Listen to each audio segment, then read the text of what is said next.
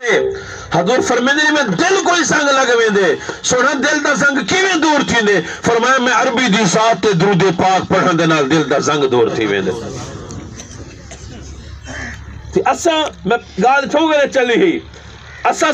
کوئی توجہ نہیں کرے دل جتنا سخت تھی ویندا دل سخت تھیندے تے جنازے پردے کھڑے ہوندو ولائی اثر نہیں تھیندا اے دل دی سختی ہے سامنے نوجوان دا جنازہ لاتا ہوندے اے دل دی سختی ہے سامنے نوجوان دی میت لاتی ہوندی میت کو لہندے پہ ہوندو کھلدے کھڑے ہوندو بلکہ میں تے اپنی اکھی نال ڈٹھے تو کو میرے کنے زیادہ تجربہ ہو سی تسا میرے کنے جو عمر ونڈے بیٹھو تے سیانے بیٹھو بزرگ بیٹھو تو کو زیادہ تجربہ ہو سی تسا ڈٹھا ہو سی گور کون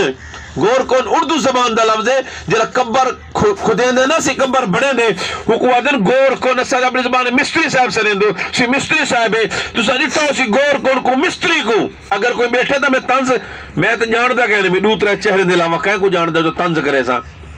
اصلاح دی گال کریں دا پیا سو ڈٹھا ہو سی یار لتنا کبر چ لڑکے بیٹھا ہوندے حکا پینا بیٹھا ہوندا ایویں ہے یا کہنا دے سو اے ساری عبرت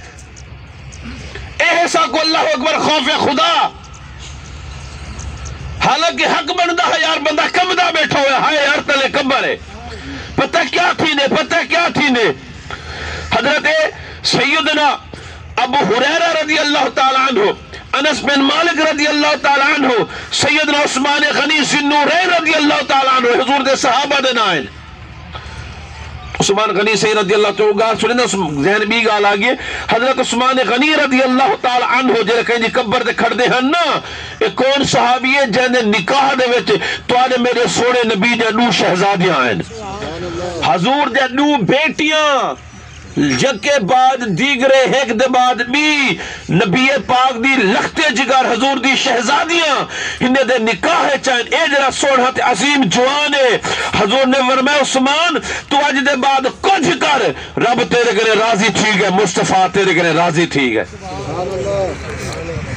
قطعی جنتی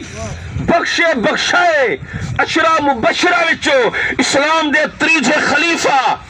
رسول اللہ دے نائب عثمان غنی کہیں دی کبر تے کھڑ دینا تے روندیا ریش مبارک داڑھی مبارک تر تھی میں دی ہے ہنجو گرے داڑھی پس میں دی ہے غلام عرض کی ہے سوڑھا